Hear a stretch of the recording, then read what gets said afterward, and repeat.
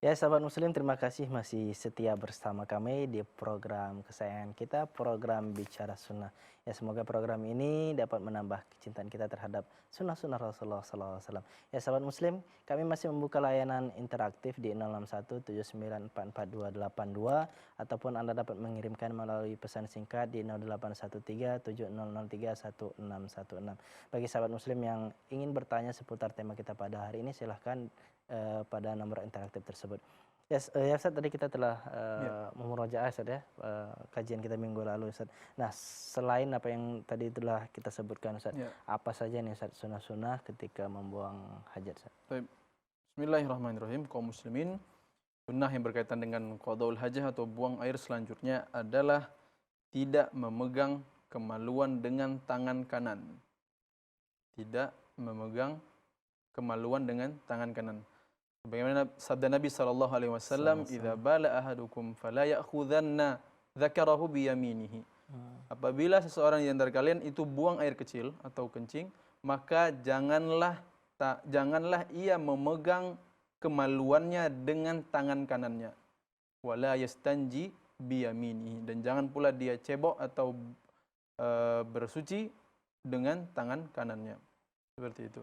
Jadi Mm-mm. nggak boleh pakai tangan kanan gitu Ustaz. Tidak. Secara mutlak atau gimana Ustaz?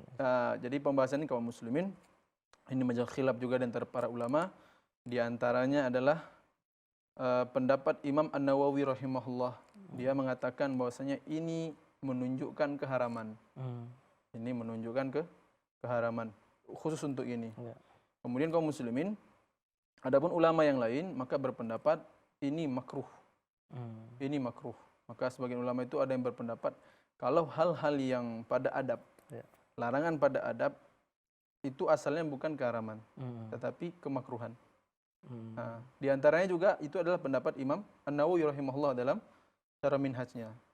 Akan tetapi untuk masalah hal ini karena ada penekanan, wallahu alam, saya belum sampai pada apa yang berhujjah dengannya Imam An-Nawawi. Hmm. Bahwasanya ketika ini Imam Nawawi berkata itu haram.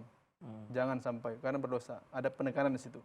Tapi wallahu alam, yang saya baca dari beberapa referensi menyebutkan bahwasanya ini makruh.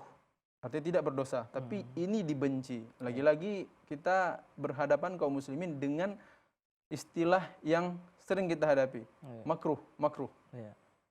Artinya saya juga menasihati pribadi dan kaum muslimin juga bahwasanya jangan sepele dengan kata makruh. Isbal makruh. Ya.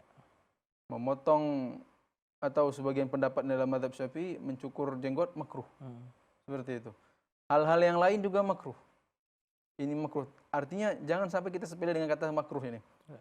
Walaupun kita perlu diketahui juga ada makruh dalam mazhab Syafi'i itu, ada makruh atau sebagian ulama makruh tanzih namanya. Ya kan? Ada makruh untuk pensucian. Artinya ini makruh yang bermakna tidak berdosa kalau dilakukan. Tapi ada lagi makna yang makruh tahrim. Hmm. Makruh yang memaknai diharamkan. Nah, seperti itu. Intinya kaum muslimin, Nabi SAW mengingatkan kita agar tidak memegang zakar ketika zakar atau Kemaluan. kemaluan kita ketika buang air dengan tangan kanan kita. Jadi dengan apa? Dengan tangan kiri. Baik Ustaz. Ini pastinya kondisi yang harus dipahami dan kondisi dasar ya, Akhi Husin.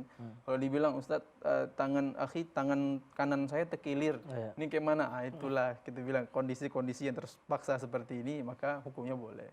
Tangan kiri maksudnya. Enggak, Ketika tangan kiri terkilir nggak bisa. tangan kanannya terkilir, Oh gitu. kan nggak bisa tuh, payah. Hmm. Nah, artinya saya mau mengingatkan kalau kondisi yang seperti itu maka boleh. Baik. Tapi pada dasarnya diusahakan tidak memegang zakar atau kemaluan dengan tangan kanannya. Baik Ustaz. Seperti itu, Akhi Husain. Ya. Terlebih lagi kaum muslimin pastilah ini masalah hadisnya khusus untuk baul, Ya. untuk buang air kecil. Hmm. Lantas bagaimana dengan buang air besar? Maka lebih parah lagi. Penekanannya adalah kita bersuci dengan tangan kiri. Karena itulah kata para ulama, Islam sangat menjaga kesehatan kita karena bisa jadi banyak bakteri nantinya. Kadang aja kaum muslimin kita sudah bahasa kita di sini kok di Sumatera cebok ya, Ya. atau bersuci. sudah pakai sabun tuh masih ada baunya. Oh, ya. Nah, seperti itu. Apalagi tak pakai sabun. Nah, seperti itu. Nah, Ustaz, bagaimana Iya. kalau sebutannya kidal gitu. Jadi Iya. dia tangan kanannya itu seperti tangan kiri dia, Iya. tangan kiri dia sebagai kanan dia gitu. Itu Nah, gimana? tak ada istilah seperti itu. Nggak ada ya, Ustaz? Nggak ada. Artinya kalau emang dia mau, contoh kalau dia makan, masa tangan kiri, ya kan? Iya. Artinya tetap harus diingatkan untuk memakai tangan kanan. Kanan. Nah, seperti itu. Kalau emang masih juga ingatkan terus dan ingatkan terus. Baik. Baik, Nah. Ustaz. Selain dari Ya. ini tadi, Ustaz, memegang kemaluan ketika Iya. buang air kecil itu dengan tangan kiri, Iya. apalagi nih, Kemudian Ustaz, juga yang maaf. Fadl. Kemudian juga kaum muslimin selanjutnya adalah beristinja dengan tangan kiri. Kiri. Ya, sebagaimana kata Nabi SAW, idza stataba ahadukum falyastatib bisimalihi. Apabila seorang di antara kalian ingin bersuci atau cebok bahasa kita, maka gunakanlah tangan kirinya. Seperti itu. Ya. Maaf, idza stataba ahadukum fala yastatib biyaminihi. Pertama larangan kata Nabi, apabila di antara kalian ada yang ingin bersuci, maka jangan bersuci dengan tangan kanannya. Falyastanji bisimalihi. Maka hendaklah dia cebok atau mensucikannya dengan tangan kirinya. Kalau yang tadi dalam hal memegang zakar. Ya. Kalau yang ini khusus hadisnya Membasuh. Ya, membasuh. Ya. Cebok. Nah, Oke, Ustaz. baik. Selanjutnya, Ustaz. Selanjutnya kaum muslimin, di antara sunnah-sunnah yang berkaitan dengan qadaul hajah atau buang air adalah mengganjilkan jumlah batu yang digunakan untuk bersuci. Ini kalau nggak ada air, Ustaz, ya. Ya, ini kaum muslimin yang lebih dikenal sebenarnya di bangsa Arab dulu adalah bersuci itu dengan batu. Karena memang kesusahan mencari air. Seperti itu. Gimana, Ustaz? Itu di zaman Nabi SAW di padang, di orang Arab. Ya.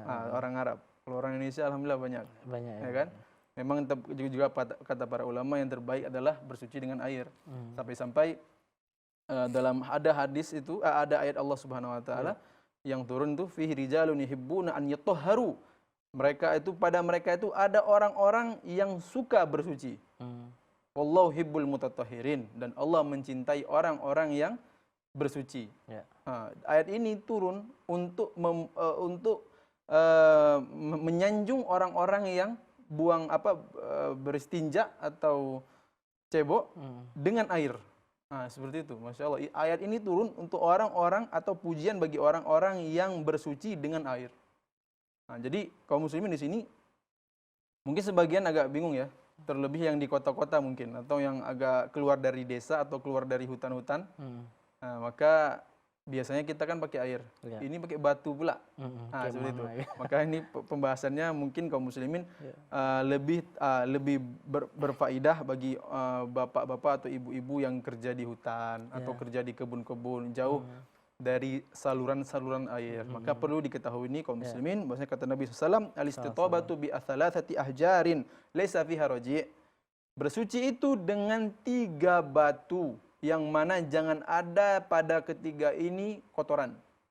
Kotoran kering maksudnya. Seperti itu. Jadi dengan 3 batu. Maksudnya kotoran manusia atau hewan? Kotoran hewan. Roji itu kotoran hewan. Bukan berarti dia batunya kotor berdebu gitu, nggak boleh? Tidak. Ke batu, dia batu. Artinya gini, karena pernah salah seorang sahabat itu dimintai Nabi SAW untuk mengambilkan 3 batu. 2 batu, 1 lagi nggak dapat dia. Maka didatangkan apa? Kotoran hewan yang kering udahan.